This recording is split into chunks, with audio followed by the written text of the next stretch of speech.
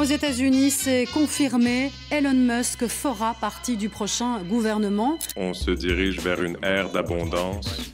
Ce ne sera pas un revenu de base universel, mais plutôt un revenu élevé universel.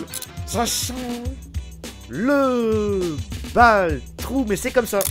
Aux dernières nouvelles, Donald Trump annonce nommer Elon Musk à la tête d'un ministère de l'efficacité gouvernementale. Sa mission, envoyer des ondes de choc dans le système, en dérégulant à tout va et en faisant des coupes drastiques dans le budget fédéral. La fin de la vidéo est pleine d'espoir, il ne ment pas. Ces 90 derniers jours ont été incroyables pour vous, mon ami. Bah déjà, c'est doublé par IA. Et ça fait plaisir. Ah, tu dis que c'est horrible pour l'instant, n'empêche que c'est hyper pratique. Il va devoir le payer 1 milliard par an du coup? Non, je pense pas, il va se payer en rétrocommission. Il a un autre intérêt, je pense. Après, ça veut pas dire que ça va être bien. Hein. Peut-être qu'Elon Musk, il va nous mettre tous les robots, il va nous mettre le contrôle de la population, c'est peut-être un démon. Hein. Vous savez, Elon, on a ici des leaders nationaux et financiers du Moyen-Orient. Quels conseils donnez-vous aux décideurs? Alors là, il faut dire aux Arabes dans quoi il faut envoyer de l'argent. Donc c'est pour ça qu'il est très en surface. Hein. Là, il est en train d'essayer de récupérer du fric des Saoudiens, en fait. C'est pas du tout une vidéo pour nous apprendre quelque chose. D'ailleurs, ça s'appelle Futur Investissement Initiative, parce que ça nous a été envoyé par un meilleur. C'est UU qui m'a envoyé ça. Mais en fait, il raconte potentiellement n'importe quoi pour obtenir des financements saoudiens. Je sais pas si on peut avoir confiance dans ce qu'il raconte. Pas besoin d'attendre le robot-taxi ou cybercab pour l'autonomie Tesla. Mais sur la fin, là, c'est les pilotes autonomes, là. On prévoit dépasser la sécurité humaine au Q2, puis l'améliorer nettement.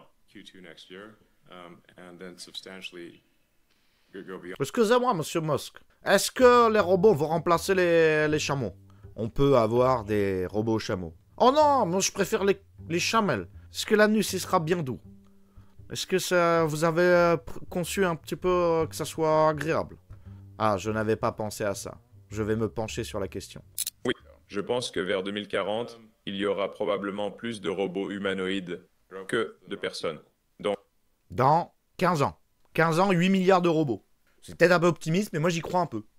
Disons 10 milliards. Voilà, 10 milliards de robots. Et votre estimation du prix de ces robots humanoïdes? Écoutez ça. Vous êtes plutôt bon sur les prix. Parfois, oui, je suis sûr. Alors, lui, il les fabrique, les robots. Donc, s'il te dit un prix, c'est que ça a du sens. Pour le coup, je veux bien le croire. Oui, le prix sera bas, environ 20-25 000 $ pour un robot polyvalent. Robot polyvalent à 25 000 balles. Moi, j'achète. J'y crois bien à son truc. Bon, ça va être du 50 000, il y en aura à 150 000 euros, je pense, hein, faut pas déconner, surtout les premiers. Mais moi, j'y crois bien à son truc. Le prix d'une bagnole. On va grossir le trait. Donc, du coup, toutes les entreprises vont pouvoir s'équiper de robots pour ramasser les cartons, ce genre de conneries. Une entreprise classique peut faire un prêt pour acheter 3 ou 15 robots. Imaginons qu'on est dans un monde comme ça, où ça coûte 20 000 balles un robot, où chacun d'entre nous a les moyens de faire un prêt pour avoir une entreprise, pour faire de la livraison, et c'est des robots qui la font ou qui portent les cartons, la pénibilité du travail marxiste, c'est où? C'est dans le bas le trou. Qu'est-ce qu'on devient? Parce qu'il n'y a plus de travail dans ce contexte. Donc qu'est-ce qu'on fait? Et ça deviendra, je pense, le plus gros produit de tous les temps. Ok. Bon. Donc on va investir dans ta boîte. Donc, je suis d'accord avec Ark Invest et Cathy Wood que l'autonomie, les taxis robotisés font de Tesla une entreprise d'environ 5 billions de dollars. Voilà, ça fait 5 billions de dollars. On arrive à la conclusion. Le robot Optimus, voilà, je pense, fait de Tesla une entreprise de 25 billions de dollars. Voilà, c'est bon, on a compris. C'est même pas ce que l'argent signifiera à l'avenir. Ah, ça c'est intéressant. On sait pas ce que l'argent signifiera à l'avenir. Ça c'est vrai, parce que là, dans le contexte où le travail, c'est les robots qui le font, en fait, c'est l'argent qui se mange. Au bout d'un moment, il faut carrément redéfinir l'argent. La monnaie n'a plus aucun sens. On finira par avoir une société post-capitaliste à un moment donné. Elon, vous faites... La société post-capitaliste. Oui, on finit par avoir une sorte de post-capitalisme. Et comme je l'ai dit, et je sais que vous êtes d'accord, on regarde le côté positif probable. Investissez dans ma boîte, on fait la société post-capitaliste. Alors là, c'est révolutionnaire, là. Attention. Ah, là, on est dans le dur, là. On se dirige vers une ère d'abondance où chacun peut avoir les biens et services qu'il désire. Ce ne Oui, non, sera mais d'accord. pas un revenu de base universel. Ah, ce ne sera pas... Ah, attention, attention, on y est là. Putain, après 2h30. Attention, on y est là, les gars. Sortez les carnets. Sortez les carnets, les enfants. Vite, il se passe un truc. Taisez-vous, au fond de la classe. Chut, on y est là. Mais plutôt un revenu élevé universel.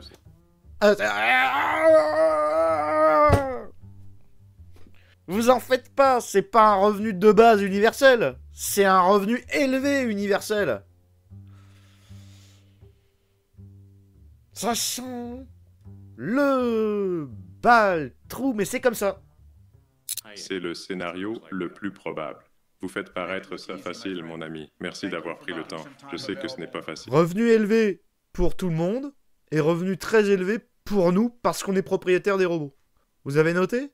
Applaudissons Elon Musk, tout le monde. Merci, merci, mon ami. Investissez dans notre entreprise pour rester au-dessus de tout le monde. Voilà, la dernière partie. La dernière partie. Hein? Je crois que je vais prendre une pause bientôt.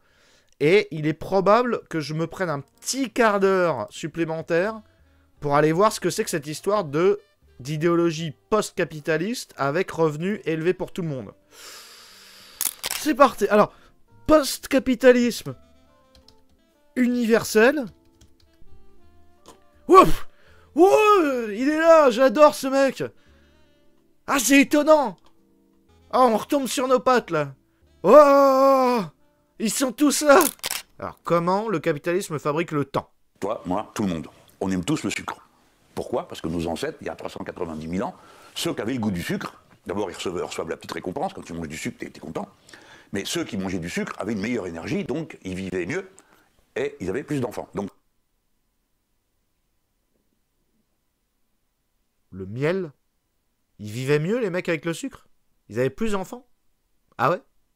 C'est pour ça que les Romains, ils ont conquis la planète? Et le capitalisme, il vient, il te met du sucre partout, pour que tu aies envie d'en bouffer. Ouais. Les grandes marques. Dans la charcuterie, dans les pâtes, Ouais. bien sûr dans les gâteaux, mais dans tout. Et résultat, le cycle humain s'est trouvé renversé. Ce qui était un facteur de progrès biologique devient un facteur morbide.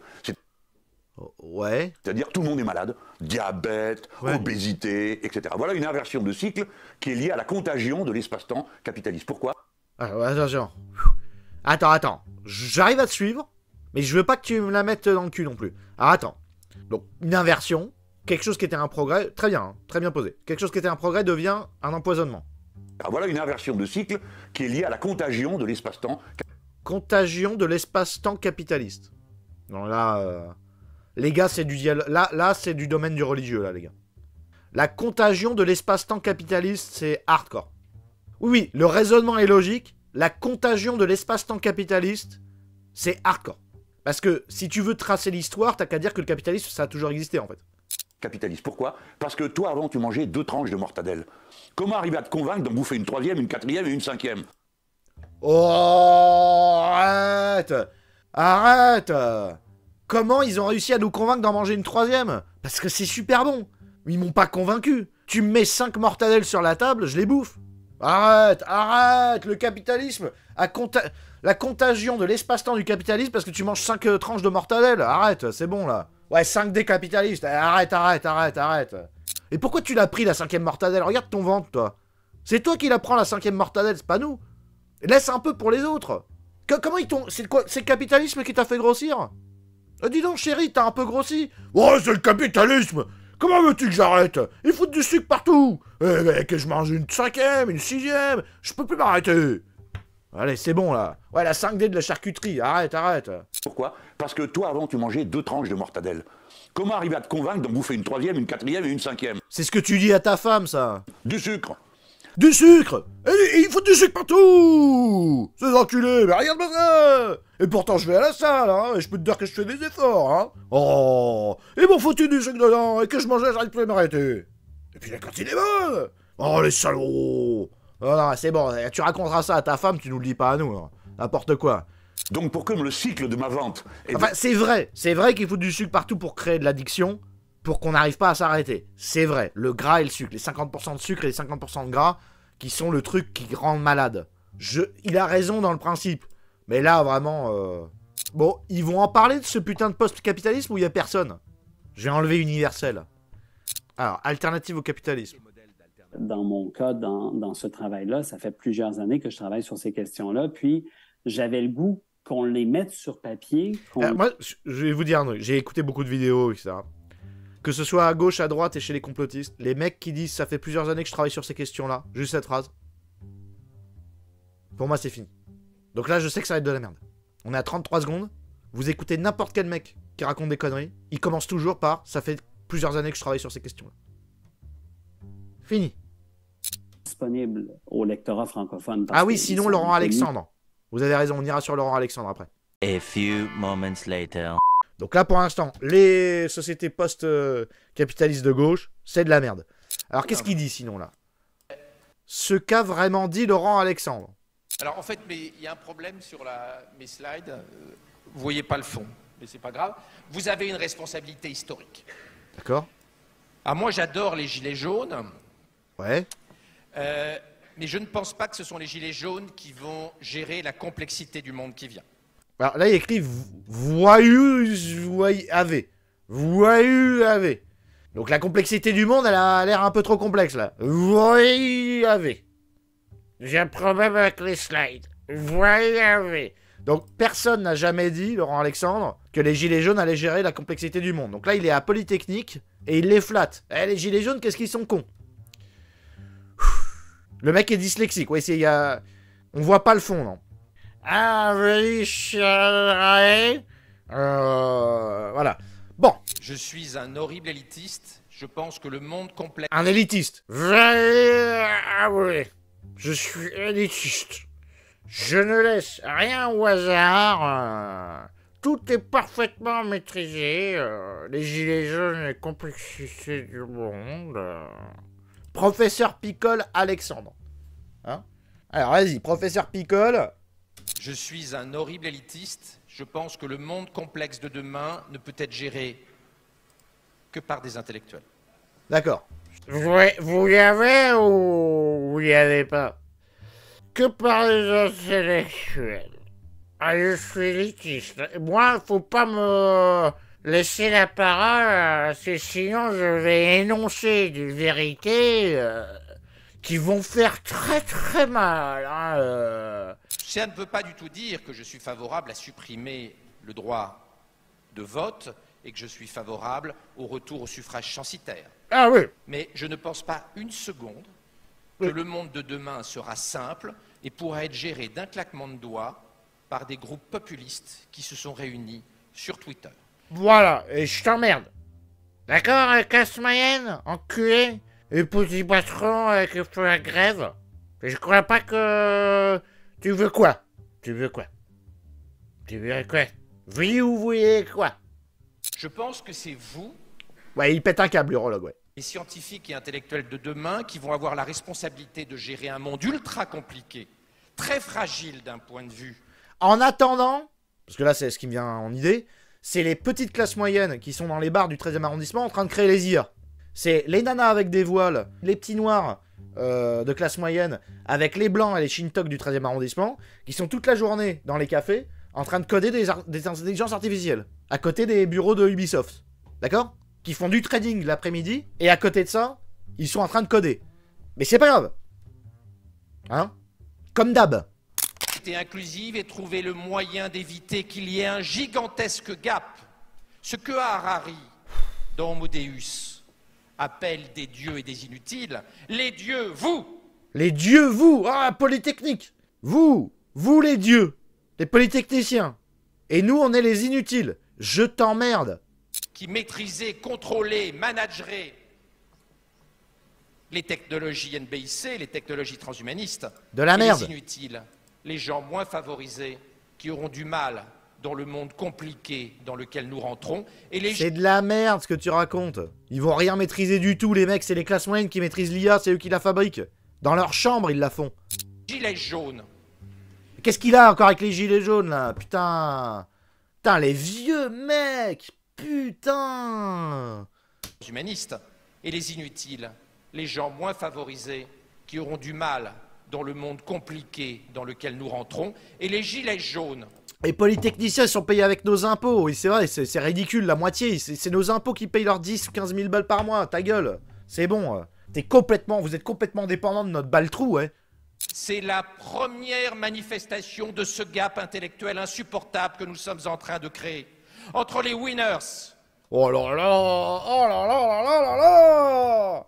Mais ça avait rien à voir du tout. C'est la manifestation pour payer de l'essence. Le gap qui a été franchi, c'est l'essence trop chère. C'est la cotisation et les impôts. Ta gueule. Oh là là, les winners, quoi. Oh là là, et on nous l'a vendu en 2020, quoi, à droite. Oh, putain, les winners. Et je reprends les termes d'Harari, non pas pour m'en féliciter, mais pour alerter. Ouais, je vais mettre la pouce rouge, ouais. Sur le fait que la crise parmi des les 200 millions de pouces rouges. gilets jaunes n'est pas un épiphénomène, elle est là pour 100 ans. Pour 100 ans, la crise des gilets jaunes. Je t'emmerde, Alexandre. Et c'est vous qui la résolverez. Eux, les Allez, je vais vous montrer ce que c'est, les polytechniques. Ok. Roche dit GPT, qui fera des traités sur le désir de puissance. Ah bah là, le désir de puissance, il va être un peu anéanti, là. Parce que, finalement, la lutte pour la vie, la lutte pour exister, pour se faire voir, ne va être qu'une circonvolution adolescente de l'être humain. Ça va être de l'excitation. En fait, vouloir à tout prix se démarquer par le travail, alors qu'une IA fait 10 fois mieux que toi, et un robot, ça sera vraiment une volonté de puissance adolescente pour dire « je suis plus fort ». Vraiment, ça va remettre énormément de choses en... Si ça existe, hein. Sinon, c'est métaverse pour tous.